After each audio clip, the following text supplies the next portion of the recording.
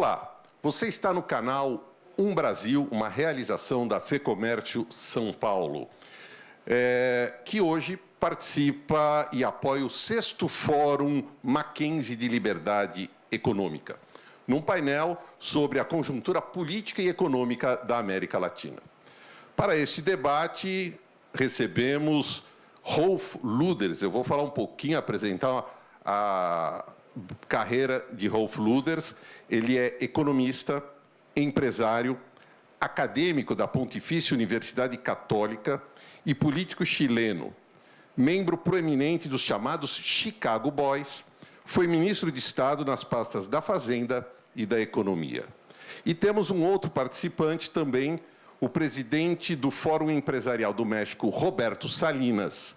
Roberto Salinas é também diretor do Centro Atlas Network para a América Latina, presidente do Fórum Empresarial do México, como já dissemos, e presidente da Alamos Alliance. Antes de começarmos o nosso debate, gostaria de convidá-lo a nos seguir nas redes sociais e também se inscrever em nosso canal. Vamos, portanto, iniciar essa conversa. Um privilégio para nós recebermos o senhor Luders e o senhor Salinas. E, como primeira pergunta, eu gostaria de colocar o seguinte: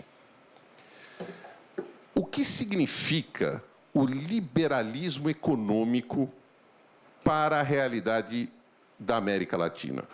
Muitas vezes escutamos sobre o liberalismo econômico como uma fonte ou a partir de referências que venham dos Estados Unidos ou da Europa. Há especificidades para o liberalismo econômico na América Latina ou não? Senhor Luders, por favor, depois passamos a palavra a Roberto Salinas. Sí. Bueno, es un gusto estar acá en Sao Paulo, ¿verdad? En este importante foro que trata de un tema que me fascina, que es el tema de la relación que hay entre las ideologías y los sistemas económicos concretos en los distintos países. Ahora, en ese sentido, para ser relativamente breve y al punto,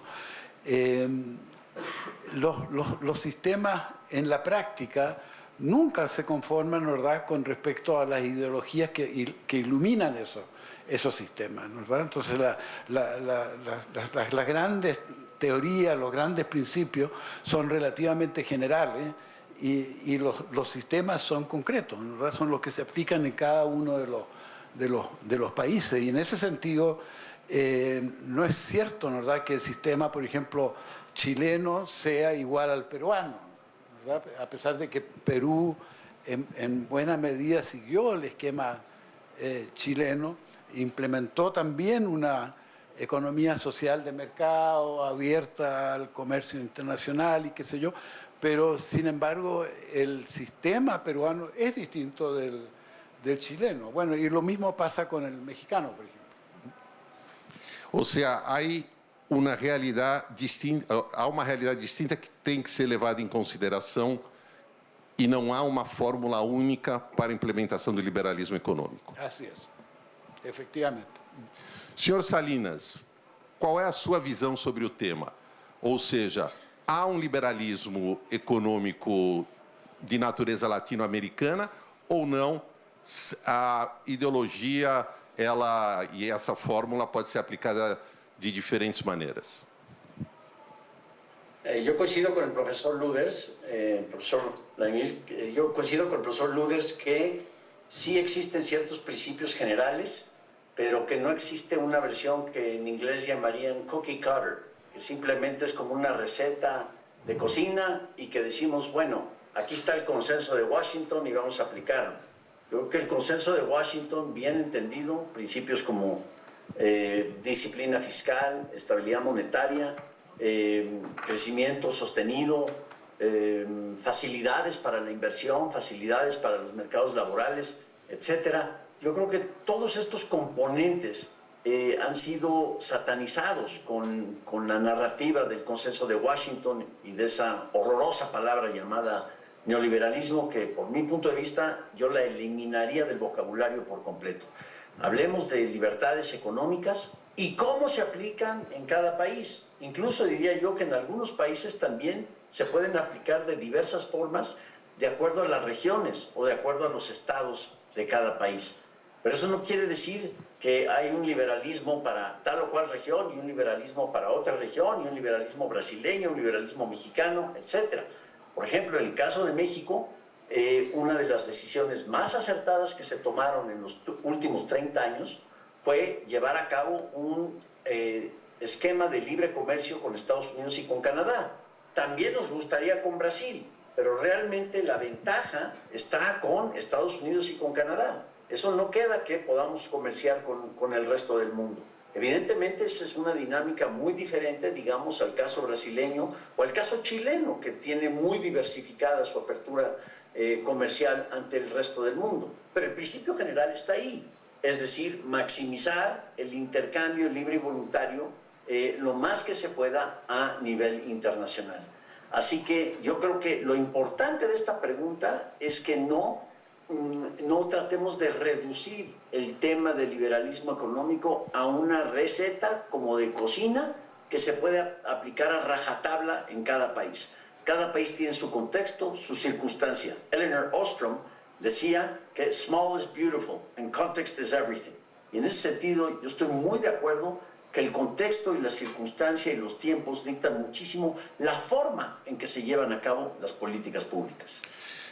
Senhores Luderz e Salinas, eu tenho muita curiosidade para que entremos nos modelos e nas questões específicas dos seus dois países. Mas antes de fazer essa pergunta, eu ainda queria abordar uma questão que tem muito a ver, confesso, com o meu trabalho profissional como jornalista, que é a cobertura da questão internacional do cenário global.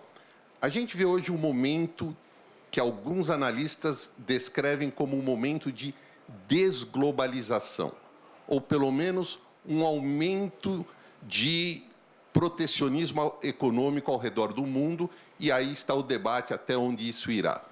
Em que medida esse momento que atravessamos hoje coloca em risco a liberdade econômica? ¿Contesto yo? Por favor. A ver, la pregunta es interesante y la respuesta es prácticamente imposible.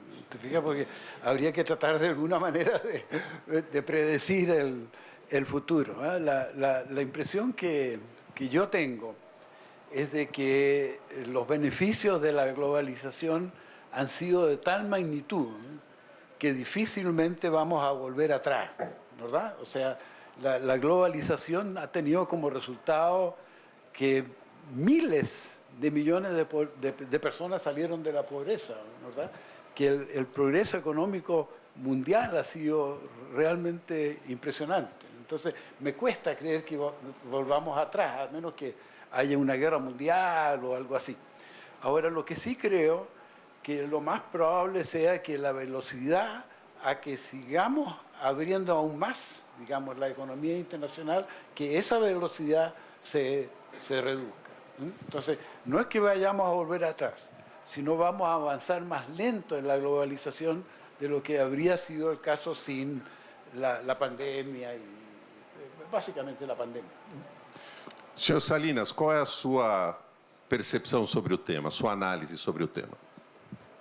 Bueno, me parece que es una gran pregunta y de hecho está de moda hoy en día hablar, como lo dicen algunos, sobre todo en Estados Unidos, de the globalization myth, o que hoy estamos más bien en etapas de regionalización, o el nearshoring, que ya se utiliza por todo el mundo sin realmente pensar o saber qué es lo que significa en términos concretos, especialmente en esta época de pospandemia. Pero el tema que el profesor Luderz mencionaba es muy cierto. Si nosotros vemos la empiria, nada más la empiria, en los últimos 50 años, no hay ninguna duda que en términos de los hechos ha habido un bienestar significativo generado por la apertura del comercio exterior a nivel global, por la transferencia de tecnología, por los beneficios digamos, de logísticas integradas, de sistemas de logística integrada, de la expansión y la posibilidad de capturar economías de escala, como también economías de especialización, todo lo que lleva el libre comercio. Sin embargo, aquellos que defendemos la apertura comercial, la apertura de las fronteras económicas, tenemos que tener muy en mente que siempre va a haber intereses especiales y siempre va a haber narrativas políticas que se benefician, por ejemplo, hoy en día, en lugares tan distintos como El Salvador, ciertamente Argentina o ahora México, es muy popular de hablar de autarquía, tratar de rescatar la nostalgia de la autarquía de los 50. Digamos, gasolina solo para mexicanos, es algo que escuchamos muchísimo aquí en México, que es una total estupidez decir algo así, cuando tenemos economías completamente integradas y cuando a México le conviene importar productos refinados. Justamente para eso está la integración comercial, la integración regional. Lo que quiere decir que desde las épocas de antaño, desde que David Hume estaba en estos debates, ciertamente Frederick Bastiat, tenemos que repetir y repetir la misma cosa una y otra vez. Los beneficios de las ventajas comparativas, los beneficios del libre comercio, explicar cuáles son estos. Todos los días prácticamente hay que predicar a favor del libre comercio. Y efectivamente, en épocas de incertidumbre radical o en épocas de pandemia, nos podemos ir atrás o pueden surgir políticos que abogan por una solución mágica o una solución fácil, una varita mágica. Sin embargo, ante los hechos, ante la empiria y ante la validez conceptual de los principios fundamentales de la apertura comercial, veo muy difícil que podamos llevar a cabo un fin de la globalización. Podemos hablar de retrocesos, como también podemos hablar de avances. Yo creo que en el nearshoring bien entendido puede haber grandes oportunidades para países como México, como Costa Rica, los países centroamericanos, por no decir también en Sudamérica, de poder capturar estos enormes beneficios. Inclusive, utilizando uma expressão do senhor Roberto Salinas, há retrocessos e avanços. Claro que isso também depende da perspectiva ideológica. Os dois países, México e Chile, vivem hoje governos de esquerda.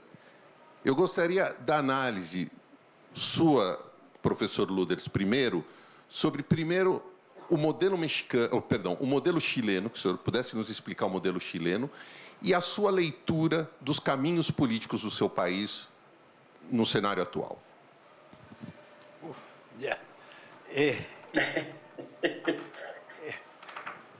Essa é a vida de um jornalista. Sí. A ver, voy a partir de atrás para adelante. Chile lo que tiene hoy en día es una economía social de mercado abierta al comercio internacional y abierta al financiamiento internacional. Y al mismo tiempo, en materia macroeconómica, ¿verdad?, una gran disciplina fiscal y monetaria. Entonces, ese es el marco. Ahora, ¿de dónde partimos? Partimos en el año 73 con una economía que en ese momento era una economía socialista, en que las 500 empresas más importantes del país estaban en manos del Estado, en que el comercio internacional prácticamente no existía. ¿Para qué hablar de financiamiento internacional? Entonces, se produjo después del 73... Más cerca del micrófono. Sí. Más cerca, ya. Sí. Se produjo después del 73 una gran apertura comercial y una gran apertura financiera y una gran liberalización de los mercados. Además de eso, se privatizaron la mayoría de las actividades. Entonces, lo que tenemos hoy día, ¿verdad?, es una economía de mercado en que el Estado juega un rol subsidiario. Ahora, no sé si ustedes saben lo que significa subsidiario. Para nosotros es una palabra que lo usamos a cada rato, pero básicamente significa, ¿verdad?, que el Estado tiene que intervenir en aquellas cosas que sean necesarias para alcanzar el bien común o alcanzar el máximo de bienestar social, si es que los privados no lo hacen. De tal manera de que es una economía, ¿no verdad?, que en primer lugar privilegia la libertad económica, privilegia, ¿no verdad?, los mercados, privilegia la apertura y qué sé yo, ¿no verdad? Entonces va por ese lado la cosa. La característica que tiene Chile, y que probablemente no la tiene ningún otro país del mundo, es de que los bienes que normalmente el Estado ofrece públicamente, los ofrece el sector privado, los produce el sector privado. Nosotros hablamos de la producción privada de bienes públicos, la producción privada de bienes públicos. ¿Qué significa eso? Que el Estado financia los bienes públicos necesarios para alcanzar el bien común, la educación, la salud, la vivienda social, qué sé yo, ¿verdad? Entonces, el Estado financia, ¿verdad?, esos bienes, pero los ofrece competitivamente al sector privado. ¿Está bien? Entonces, en vez de tener, ¿verdad?, educación pública que maneja los colegios públicos, tenemos educación pública financiada por el sector público, pero ofrecida por los colegios en forma competitiva. Y lo mismo con la salud, lo mismo con la vivienda, ¿verdad?, lo mismo con los demás bienes públicos. Entonces, ¿qué significa eso? De que esos sectores de bienes públicos, digamos, son extremadamente eficientes en el país. Y yo creo que explican una buena parte del éxito de Chile. Bueno, ¿cuál es el resultado de toda esta cosa? El resultado es que nosotros en los años 50 éramos un país perfectamente mediocre. A comienzos de los 70 éramos un país que estábamos más bien abajo en la escala de los países de América Latina. Bueno, y hoy en día, digamos, antes de la pandemia y antes del estallido social, nosotros pasamos a ser el país líder en América Latina en términos del ingreso per cápita, en términos de los niveles de educación, salud, pensiones, en fin, en lo que ustedes quieran, ¿verdad? Chile pasó a liderar las escalas latinoamericanas con este esquema, ¿verdad?, de una importante liberalización. Ahora hablo del estallido un par de minutos, eso supongo que es lo que quiere. Sí. La pregunta es qué pasó en el año 19, para ser más preciso, en octubre del año 19, que tuvimos este gran estallido social. Y bueno, hay varias interpretaciones y realmente no hay en el país que yo sepa un consenso de cuál es realmente el origen del estallido social. Hay algunos que sostienen, ¿verdad?, de que esto fue una rebelión organizada por la gente del ex foro de Sao Paulo, ¿verdad?, ahora foro de Caracas, y de que esto fue instigado. No sé si ustedes saben, por ejemplo, en 2 horas, un día viernes, se destruyeron 50 estaciones de metro, a la misma hora. Entonces, ¿verdad?, cuesta creer que eso pueda ser algo espontáneo. Entonces, hay gente que cree que fue organizado, ¿verdad?, desde Venezuela para, digamos, destruir el esquema económico chileno. Sin embargo, después de 3 años, no hay ninguna persona identificada como causante de esto, que también parece muy raro, ¿verdad? ¿Cómo no encuentran a la persona o a las personas que organizaron esto? Entonces, a lo mejor no fue así, a lo mejor fue algo espontáneo, y es posible que haya sido algo espontáneo. Ahora, la pregunta entonces es ¿por qué lo espontáneo? Bueno, y ahí la explicación es de que efectivamente a partir del año 2014 más o menos, ¿verdad?, la economía chilena se desaceleró muy rápidamente. Y podemos discutir después por qué pasó eso, pero se desaceleró. Y eso, ¿verdad?, defraudó las expectativas de la población. La población estaba acostumbrada de que estábamos creciendo a una tasa de 6-7% por año, y pensaba que íbamos a seguir creciendo al 6-7% por año, y de repente dejamos de crecer al 6-7%. Ahora, ¿qué significó eso? Que esa gran masa chilena que salió de la pobreza y pasó a integrar la clase media, se había endeudado en función de lo que esperaban que iban a hacer sus ingresos. Y cuando los ingresos no crecieron a esa tasa, no fueron capaces de pagar sus deudas, se vieron acogotados y se produce el estallido social. Entonces, esa es, yo creo, la explicación más probable del fenómeno, ¿no? Un punto final. Claro, por favor.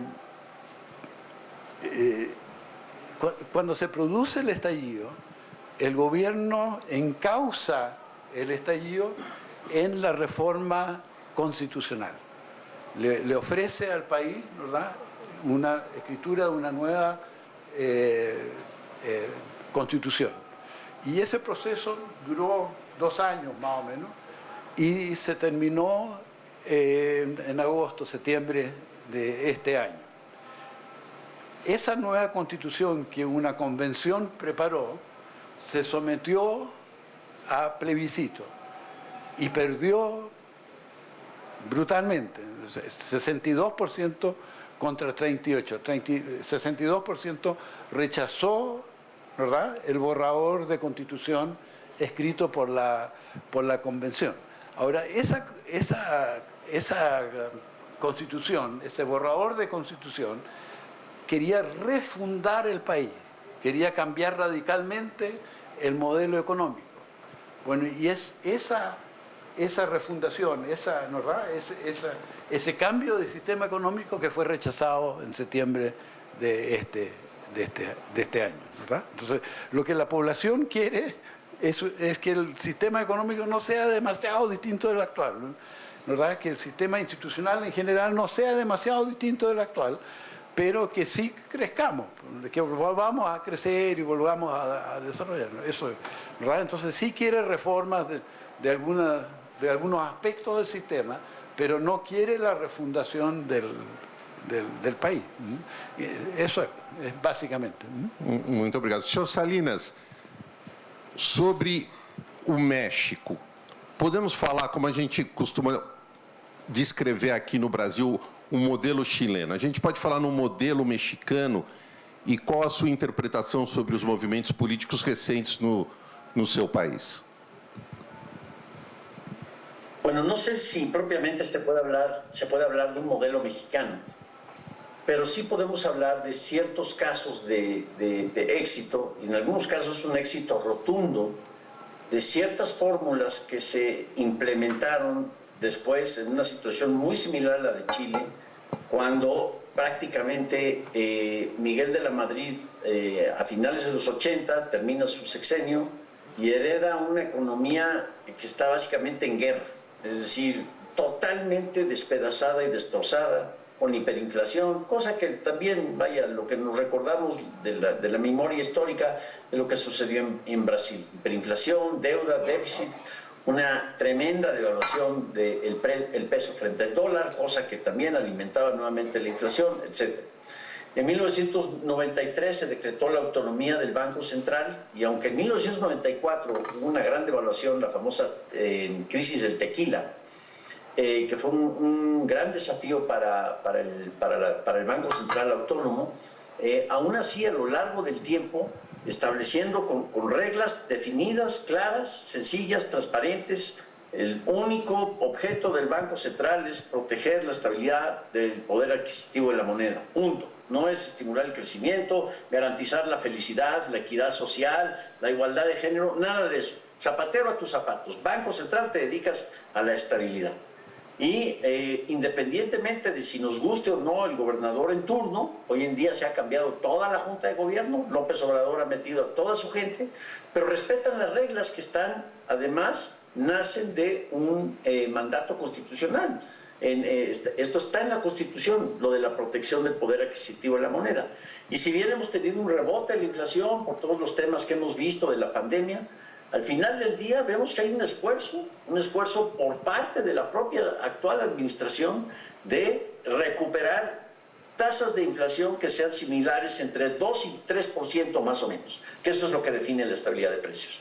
Otro tema que nos tardaría toda una tarde explicarlo, pero creo que la transformación de México a raíz de la apertura comercial ante el resto del mundo, pero particularmente la integración en América del Norte, ha significado casi que hasta un cambio de mentalidad de nuestras nuevas generaciones, en donde las palabras claves ya no son devaluación o hiperinflación, sino competitividad y lo que el gran profesor Al Harberger llamaría la reducción de costos reales, real cost reduction.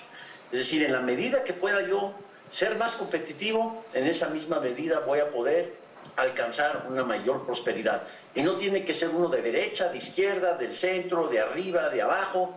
Es simplemente parte ya del ADN de esta generación mexicana que ha crecido con el paradigma de lo que es el libre comercio y las demandas competitivas del libre comercio. Yo creo que si podemos contar la gente que hoy se opone al libre comercio con Estados Unidos y Canadá, por todo y lo que digamos de Donald Trump y de Estados Unidos y que no nos gustan y que nos ganan hasta en el fútbol y etcétera, con todo y eso, yo creo que no alcanzo a contar más de mi mano izquierda aquellos que realmente se oponen al libre comercio.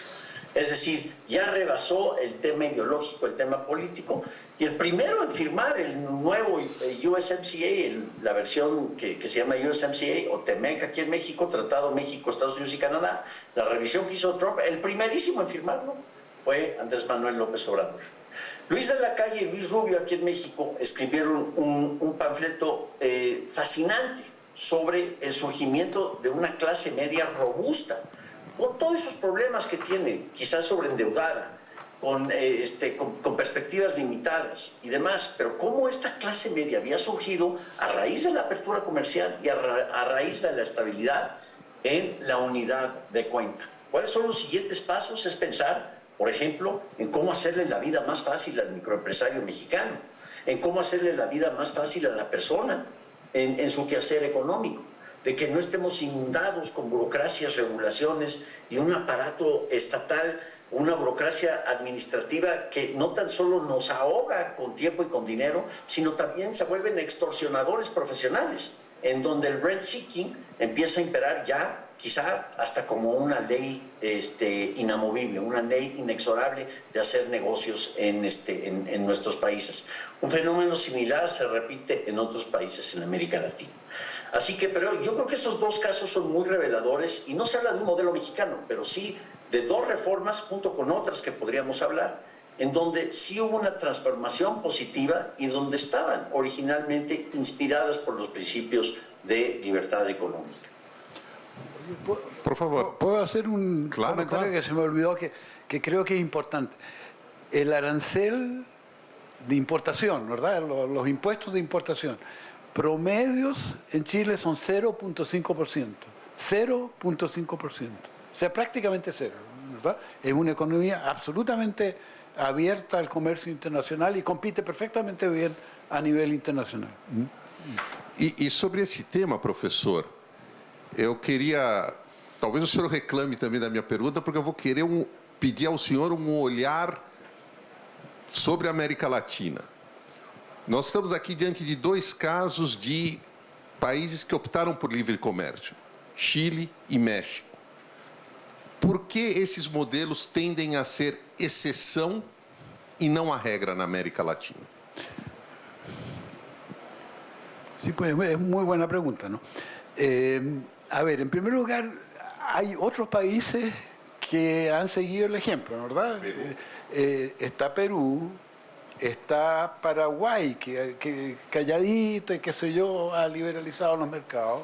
Está Uruguay, que ha liberalizado está Bolivia, que ha liberalizado enormemente los mercados. O sea, no somos la excepción, yo diría más bien es al revés, ¿verdad? Son quizás países como Brasil, que son la excepción, lo que pasa es que son tremendamente grandes, pero pero ¿verdad? Tienen más proteccionismo que la mayoría de los países de América Latina. Centroamérica es bastante libre entre ellos, en fin. De tal manera de que yo diría que en materia de comercio, la noción de que conviene liberalizar el comercio ha más bien triunfado en América Latina. Senhor Salinas, o senhor tem uma leitura semelhante ao professor sobre a questão do livre comércio desde um ponto de vista macro na América Latina? Ou seja, a ideia... Sim, por favor. Yo también coincido que es una posición que se ha aceptado, lo vimos en Centroamérica con la firma del famoso CAFTA. Otro país que yo creo que vale mucho la pena rescatar es Colombia. Colombia es otro buen ejemplo de cómo la apertura comercial ha transformado, yo diría que hasta radicalmente transformado, su sector externo y su sector empresarial. Hay una mentalidad muy diferente, anecdóticamente, de lo que yo veo y bueno, de lo que hablo con mis colegas colombianos, pero una mentalidad muy diferente en términos de la competitividad y las oportunidades que trae el libre comercio internacional. Colombia, como Chile, es una economía más diversificada, es decir, no depende enteramente, digamos, de Estados Unidos, pero también firmaron su tratado con Estados Unidos y firmaron tratados y han hecho aperturas comerciales con otros, no al nivel tan admirable del de Chile o incluso del de México, pero vemos hoy como, por ejemplo, puertos como Cartagena, Santa Marta, Barranquilla se han transformado en verdaderas potencias logísticas hoy en día. Y eso conlleva empleo, eso conlleva integración de cadenas productivas, eso conlleva una prosperidad que en Atlas Network llamamos prosperidad incluyente, que se derrama. No es el trickle down o el economics, sino más bien es el bottom up. Es como gente que estaba acostumbrada a vivir simplemente de la economía alrededor de su barrio, de repente puede empezar a encontrar oportunidades gracias a todo lo que se deriva de la apertura comercial.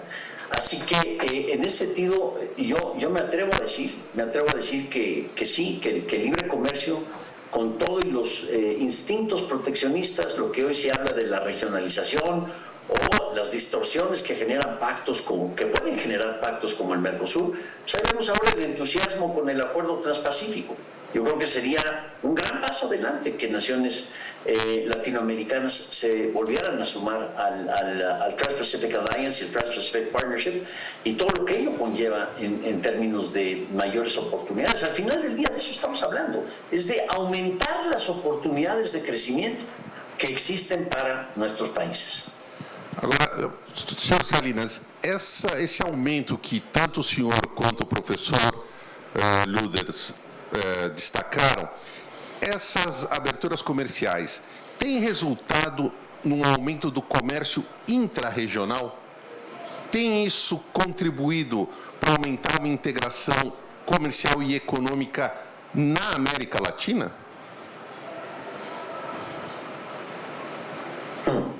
Bueno, creo que desde el punto de vista de México, sin lugar a dudas, que ha aumentado esa integración. No al ritmo o al paso, dado que los Estados Unidos y Canadá representan más del 80% de nuestro comercio exterior. Pero un punto muy importante y por lo cual el contexto y las circunstancias son tan importantes para la evaluación de la aplicación de todos estos principios es justamente el caso mexicano. El caso de México, hoy vivimos una etapa, o más bien una geografía que se puede dividir en dos. Aquellos estados que se han integrado plenamente al comercio exterior global y aquellos estados que no. Entonces tenemos de repente estados que aún con pandemia y demás y con todas las disrupciones que se ocasionaron, el colapso, el crecimiento económico, el fantasma del Greater Depression, de la cual llegó a hablar incluso economistas como Carmen Reinhart y otros, aún con eso vemos que estados como Sonora, como Chihuahua, como Nuevo León, Aguascalientes, Querétaro, Yucatán y Quintana Roo, hoy en día pues crecen a tasas del 8, del 10, del 12%. Ya han recuperado eso. Pero luego nos volteamos a otros estados como Tabasco, como puede ser el caso ciertamente de Chiapas, de Oaxaca, de Guerrero, y están decreciendo, están a tasas de -4, -6 permanentemente. Y este es el síndrome muy lamentable de The Two Mexicos. ¿Y por qué sucede eso? ¿Por qué no hemos logrado integrar a estos estados a los beneficios de lo que es la integración comercial y la integración regional? Es una gran duda y es una gran pregunta para los estudiosos de libre comercio, y yo tengo mis propias respuestas al respecto. Pero qué mejor sería, por ejemplo, pensar en que también Centroamérica estuviera integrada dentro de esa visión. ¿Y por qué no toda América? ¿Por qué no todas las Américas? Esta, por cierto, era la visión que pretendía Bush 43 antes de los ataques de las Torres Gemelas, y que era una visión que además partidarios de diversos partidos políticos, con excepción quizá de Venezuela y de Cuba, pues realmente se habían sumado a la idea de una integración interamericana. Professor, qual a sua avaliação sobre o grau de integração e comércio intra-latinoamericano? Yo te iba a mencionar eso, que yo he visto, desgraciadamente no me acuerdo dónde, pero vi 2 o 3 trabajos que lo que muestran es que a medida que los países se fueron liberalizando su comercio internacional, aumentó el comercio intrarregional. O sea, bajaron los aranceles con respecto a terceros países y al mismo tiempo aumentó el comercio intrarregional. ¿Te fijas? Ahora, la integración sin apertura hacia terceros países es ineficiente, ¿verdad? Porque te hace producir los bienes donde los costos son mayores en vez de hacerlos producir donde los costos son menores. Entonces, lo que conviene es integrarse, pero al mismo tiempo abrirse internacionalmente contra el resto del mundo. Porque, ¿verdad? Porque ahí te abre eficientemente, te bajan los costos. E, professor, outro tema que me parece importante nesse debate, agora sob o ponto de vista econômico, que é o tema da rivalidade entre Estados Unidos e China. O que isso significa para os nossos países da América Latina, do ponto de vista econômico? Como se posicionar, como devem os nossos países se posicionar, economicamente falando, diante do aumento da rivalidade entre Pequín y Washington? No, claro, países como Chile están en una situación privilegiada para aprovechar la competencia entre Estados Unidos y China, ¿verdad? Porque nosotros estamos abiertos a los dos, y en la medida que, ¿verdad?, ellos vayan ofreciendo beneficios para comercializar con ellos, bueno, nosotros podemos escoger y optar por aquello que más nos conviene, ¿verdad? Entonces, nosotros no tenemos gran problema. Yo no sé cuál es la situación de México, por ejemplo. E, aliás, essa é uma curiosidade, senhor Salinas. Como o México, né, tão perto dos Estados Unidos e também perto da China, geograficamente falando, devido ao Oceano Pacífico, como é que isso é visto a partir aí do México, essa intensificação da rivalidade entre as 2 maiores economias do planeta? Yo en lo personal lamento esa rivalidad porque toda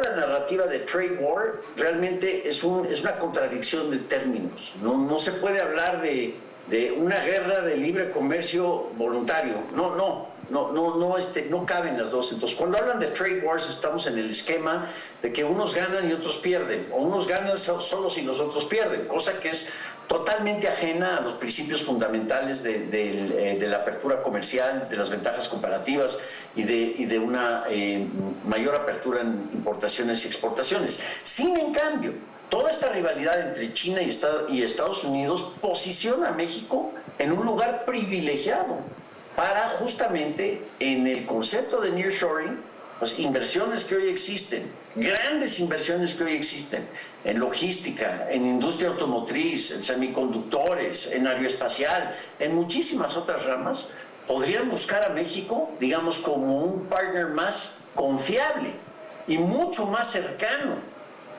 a los Estados Unidos. Caigan nuevamente en temas de disrupciones de cadenas productivas, o como lo vemos hoy en día, que Apple acaba de anunciar que su iPhone 14, pues que se va a demorar en sacarlo porque está esperando los chips y porque no sabe si los componentes van a llegar a tiempo. El just in time deja de ser, es muy importante, pero obtiene un lugar secundario en la medida que ahora el privilegio es just next door, ¿sí? Y eso yo creo que si pensáramos en una forma inteligente, podríamos incluso negociar acuerdos muy benéficos para México con Estados Unidos, en donde haya una gran inversión en insumos fundamentales, energía, por ejemplo, y particularmente gas natural, ¿sí? Una integración de mercados de gas natural, como también lo que es infraestructura. Nuestros puertos dan risa en comparación al volumen de comercio exterior. Por favor, caigan en cuenta que México hoy comercia más de 750,000 millones de dólares. O sea, otra vez, 750,000 millones de dólares con Estados Unidos. Quiere decir que México es el país que le compra más a Estados Unidos que cualquier otro país del mundo. Y México es también el país que le vende más a Estados Unidos de cualquier otro país del mundo. Eso yo creo que completamente refuta cualquier idea de que China nos va a comer, como pensábamos cuando primero ingresó al WTO en 2001, o que el pez grande se va a comer al pez chico, porque somos las asimetrías económicas que le llamaban hace 25 años. Yo creo que es al contrario. Si hay oposición al libre comercio hoy en día, es más en Estados Unidos de lo que es en México. Entonces, realmente debemos estar pensando en los next steps, y los next steps es pensar en infraestructura, en integración de mercados de capital, ¿por qué no decirlo también en integración laboral? Ese es otro cuento, ¿sí? Porque tiene que ver con flujos migratorios. Sin embargo, México tiene la mesa puesta, es como tienen la oportunidad de tirar un penal sin portero, y lo están fallando por populismo, posverdad, por polarización y por las payasadas de nuestro presidente Andrés Manuel López Obrador. Bueno, pero no hablemos de él porque me pongo de mal humor. Professor Luders, como aumentar a atração de investimento estrangeiro para a América Latina? ¿Cuál es la chave? Bueno, la experiencia chilena es clarísimo, pues ya tener el comercio abierto, tener instituciones estables, tener instituciones que no castigan, digamos, a la inversión, tener un nivel de tributación razonable.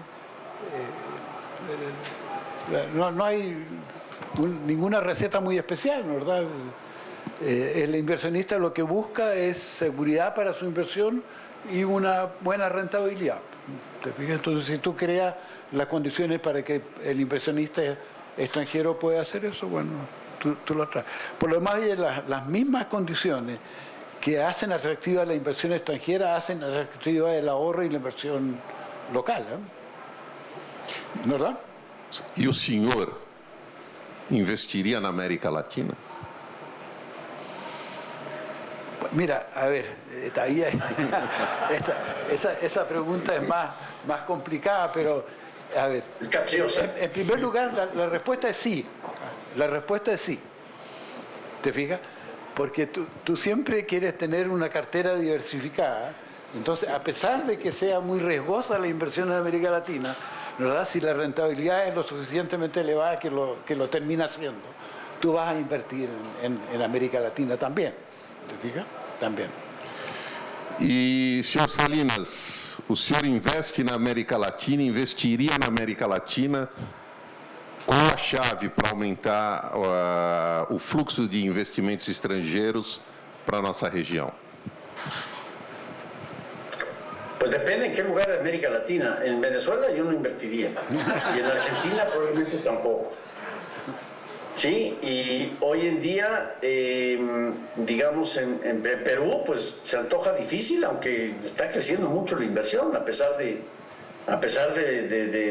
circo que ha generado Pedro Castillo. Colombia empezaba a posicionarse como un país muy interesante, pero las señales que está enviando el gobierno son muy ajenas. México, con todo y todo, sigue recibiendo importantes flujos de inversión, a pesar de lo que es construcción y lo que es maquinaria y equipos se han desplomado. con el actual gobierno. Pero nuevamente, la inversión en términos muy cotidianos, digamos, cuando se hablan de golondrinas financieras, pues sí, la inversión es como una golondrina. ¿Y qué busca la golondrina? Busca un jardín que sea confiable, en donde no lo van a encarcelar, no lo van a maltratar, no lo van a extorsionar, no lo van a inundar de cuantiosas reglas, reglamentos, tramitología burocrática que absolutamente asfixia y sobre todo al que menos tiene, ¿sí? En ese sentido, bueno, pues por eso no vamos a entrar en el tema, pero yo creo que esa es una de las razones por las cuales tenemos altos índices de informalidad. Es una forma de protegerse ante un rent seeker depredador que utiliza los reglamentos, pero en vez de una pistola utiliza, no, pues no te doy permiso para abrir hasta que nos pongamos de acuerdo, ¿no? Lo que en México llamamos la mochila o la mordida, y bueno, que es un fenómeno muy conocido. Yo creo que en ese sentido lo que se está buscando es una certidumbre a largo plazo. Ahora, con el libre comercio y el Tratado de Libre Comercio, realmente es un tratado de libre comercio y de inversión. O sea, las reglas son piso parejo. Y hubo varios de nosotros que hace 20, 25 años nos fuimos con la finta, como decía Thomas Friedman, esto sería una especie de camisa de fuerza dorada, un golden straitjacket, que iba a obligar al gobierno a ser más competitivo en otras cosas. Yo creo que no fue el golden straitjacket, eso es falso, o sea, la empiria hoy demuestra que eso es falso, pero sí definitivamente ha sido una camisa de fuerza, en donde, por ejemplo, pues ahorita tenemos una disputa comercial con el tema de energía porque López Obrador quiere volver a monopolizar y a reestatizar la energía, y eso pues no se puede bajo el tratado a menos de que tenga que pagar unas indemnizaciones y unas multas que son estratosféricas, cosa que le saldría carísimo a la economía mexicana y se desplomaría. Ahí sí sería, qué pandemia ni qué nada, aquí sería un desplome fulminante y absoluto de toda la economía. Así que no es una varita mágica, no es una solución al instante, pero sí es una limitante que justamente lo que le ha dado al inversionista, aquel que llega a estados como los que mencioné, es la certidumbre de que las cosas van a permanecer más o menos igual hoy y en el futuro. Y entonces que podemos hacer una corrida de valor presente neto, podemos calcular el rendimiento de la inversión, o podemos atenernos a lo que se supone que el entrepreneurship atiende, que es reducir costos y ser más competitivos. Así que depende en qué lugar, en qué país, en qué región voy a invertir en América Latina. Por ejemplo, en las fincas de Rolf Luders, definitivamente yo sí le apuesto. Eu queria ouvir a opinião dos senhores sobre um fenômeno que o senhor mencionou em certo momento, professor, que é o tema da classe média, da nova classe média latino-americana. Se o senhor concorda com a ideia de que há uma profunda mudança no tecido social da nossa região nas últimas décadas, com a ascensão de uma nova classe média, o que isso significa? E quem é essa nova classe média? No, la nueva, lo que pasa es que la industria ha cambiado, ¿no? ¿Verdad? Porque antiguamente se hacían autos, televisores en escala, en fin. Hoy día la producción es totalmente distinta, ¿no? ¿Verdad? La producción tiende a ser muchísimo más tecnológica, digamos, que física. Entonces tú ya no tienes el trabajador físico ese típico, antiguo. Incluso en los campos, lo estábamos conversando ayer con Ulises, en los campos tú tienes tractores, ¿verdad? Que aran sin tener un operador, ¿verdad? Entonces ha cambiado totalmente la función de producción. Y lo que hoy en día existe es una gran masa laboral técnica. Y yo diría, esa es la característica de la clase media actual, ¿verdad? Que son personas no son trabajadores físicos, son trabajadores tecnológicos y tienen por lo tanto remuneraciones muchísimo mayores. Ahora, ¿cuál es el problema de la clase media actual? Que con mucha facilidad puede volver a caer en la pobreza, puede volver, ¿verdad?, al estatus que tenían los trabajadores antiguamente con ingresos muy bajos. Entonces, ese trabajador lo que necesita y quiere es seguridad. Y la sociedad de alguna manera, a través de sus programas de derechos sociales, tiene que proveer esa seguridad para darle estabilidad a la sociedad. Sin eso yo creo que no vamos a tener la paz necesaria para poder atraer la inversión que tú querías, digamos. Senhor Salinas, qual é a sua leitura sobre esse fenômeno da nova classe média, da chamada nova classe média na América Latina? Pues creo que el profesor Luders lo sintetizó en forma muy nítida y muy clara, y creo que es muy importante el punto que señala, que si bien es muy difícil, o fue muy difícil haber generado clases medias en varios de nuestros países, primero, no nos vayamos con la finta de que la clase media se genera a punta del reparto de dádivas. O sea, primero, el tema del gasto público y de utilizar el gasto público para social safety nets o para gasto social, puede ser valioso si es una política social inteligente, pero si se vuelve clientelar, como se está volviendo en varios de nuestros países, eso es sumamente peligroso. López Obrador aquí en México, Castillo lo que está tratando de hacer en Perú, ciertamente Petro ya salió con la misma cosa. Entonces dicen, no, el crecimiento no importa, lo que importa es el desarrollo, y que ahora le damos la plata a, como si fuera suya además, ¿no? Porque toda esa plata pues, se la quitaron primero a los ciudadanos para luego volvérsela a dar a otros sectores de los ciudadanos. Lo que realmente va a lograr que la clase media permanezca en un futuro es justamente el tema que mencionó el profesor Luders, las facilidades a la inversión y las facilidades al trabajo. Hazle la vida fácil. Déjame trabajar. Yo creo que se debe convertir un himno de todo el pequeño y mediano empresario latinoamericano. Y no tiene, nuevamente, nada que ver con una posición ideológica o con que si es monetarismo en la escuela austriaca o que si es más bien mainstream o demás. Es un reclamo de sentido común, es déjame trabajar. Como dice Richard Epstein, simple rules for a complex world, reglas sencillas para nuestro mundo complicado. Yo creo que eso es algo, ese es un tema sumamente importante que debemos puntualizar una y otra vez, de que esto es lo que va a lograr que esa clase media se fortalezca, pueda hacer crecer sus ingresos, en la medida también que sigan las políticas de apertura comercial y sobre todo del control de la inflación, es decir, de uma unidade de conta estável. Infelizmente, estamos nos aproximando do final, o tempo está se esgotando, e eu queria aproveitar para fazer uma última pergunta, né? E eu começaria agora com o senhor Salinas e deixaria o professor Luders para fazer um encerramento, que é o seguinte: qual seria hoje, claro que isso já foi mencionado ao longo da nossa conversa, mas talvez para sintetizar, o principal desafio ao pensamento do liberalismo econômico e a sua implementação na América Latina? Bueno, gran pregunta. Yo creo que el gran desafío es en la narrativa, es decir, en encontrar nuevas formas que sean creativas, formas que sean populares, de explicar principios fundamentales. Y lo que William Easterly llamó the tyranny of the experts, la tiranía de los expertos, dejar ese síndrome atrás y realmente comunicar que la libertad económica es una forma de empoderar a todos los ciudadanos con oportunidades de crecimiento. Esa sí es una distribución justa y equitativa. Vamos a dar las facilidades para empoderar a todo mundo que pueda salir adelante, que pueda prosperar. Yo creo que en esa medida puede haber un cambio importante y el surgimiento de políticas públicas que estén atadas a esa narrativa.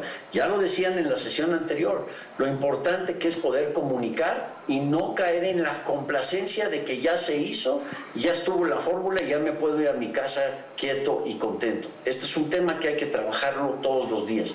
Y si bien es muy importante importante la colaboración del costo-beneficio, del expertise, de aquellos que conocen para la implementación, para la formulación y la implementación de estas políticas públicas. También es muy importante tener una estrategia de media placement, de media strategy, que logre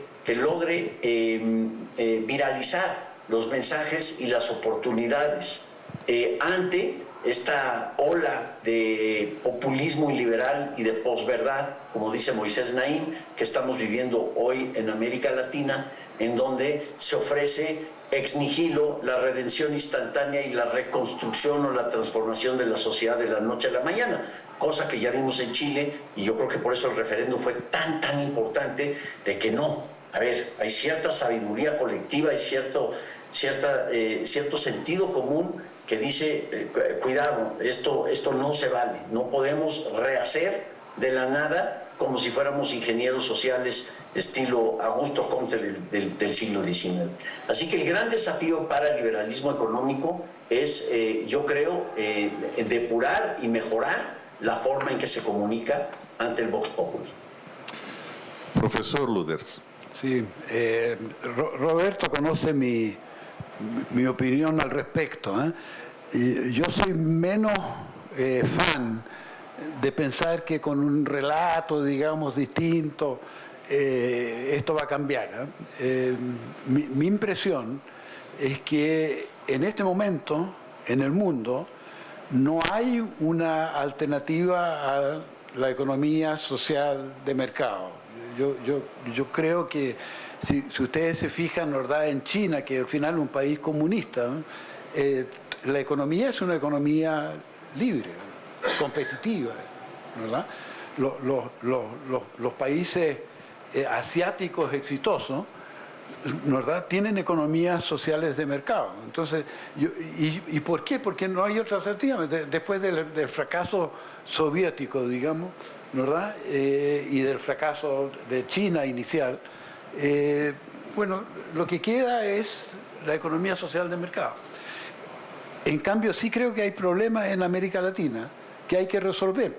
¿Te fijas? Entonces, que la solución, digamos, a los problemas de América Latina hay que buscarlo en la implementación eficiente de la economía social de mercado. Y el caso chileno tiende a confirmar eso,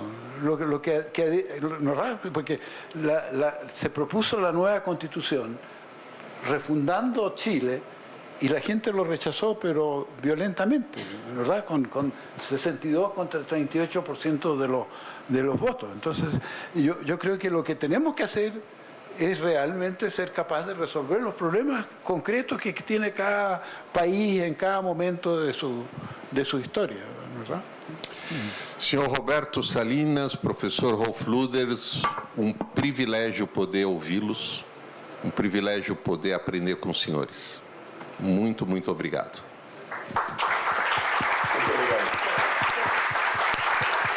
Muchas gracias.